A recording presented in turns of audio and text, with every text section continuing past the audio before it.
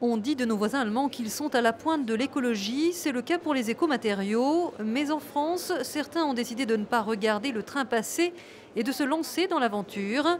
C'est une histoire étonnante qui se raconte sur ce stand du salon Habitat et Bois à Épinal. Olivier Legrand est le PDG d'une société jeune de 10 ans, Energaia, mais il est aussi le gérant d'une menuiserie à Saint-Étienne-les-Remiremont, une usine où en 1952 son fondateur André Marandel fabriquait déjà de la ouate de cellulose, un isolant de première catégorie dont on retrouve plus d'un demi-siècle plus tard toutes les vertus. Mais il fallait y penser.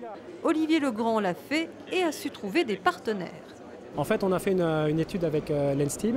Donc on a finalement sélectionné la ouate de cellulose pour ses performances thermiques, la capacité pour nous de mettre cela en place rapidement et d'offrir une solution dans quelques semaines ici dans les Vosges aux consommateurs, aux artisans, également constructeurs de maisons pour isoler les maisons de manière écologique. Mais l'idée ne suffisait pas. Pour donner au projet une dimension industrielle, il fallait être entendu. Et le process a bien failli partir, loin des Vosges. Oui, en Picardie, on était déjà bien avancé sur le projet, puisqu'en fait, on avait l'usine, tout était prêt, les machines devaient arriver en Picardie.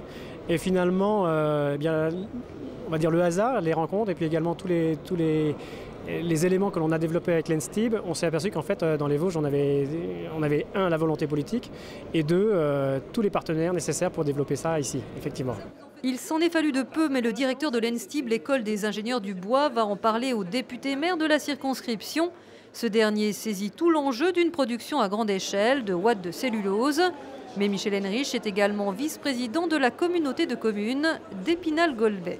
Oui, ça aurait pu nous échapper, mais je rappelle que la société d'économie mixte que nous avons créée à l'intérieur de la communauté de communes Épinal-Golbet, elle a une vocation de développer deux pôles. Un pôle image, on en a déjà un peu parlé et qui démarre bien, et puis un pôle bois éco-construction. Et là, nous rentrons dans un premier projet industriel concret. La communauté de communes est désormais actionnaire à 16% de la société Energaia. Et le réseau a suivi, la Banque populaire s'engage et surtout l'industriel norvégien Norske Skog, le géant mondial du papier. Son usine à Golbet accueillera la petite entreprise dans ses locaux et lui fournira à bas prix la matière première pour fabriquer la ouate de cellulose, des vieux papiers recyclés. En France, même sans pétrole, les idées font parfois leur chemin. Produit en grande quantité, le prix de la ouate de cellulose sera accessible à tous et même moins cher que l'isolant traditionnel. Le marché est immense. Ce sont de redoutables concurrents, l'Allemagne, l'Autriche, la Suisse.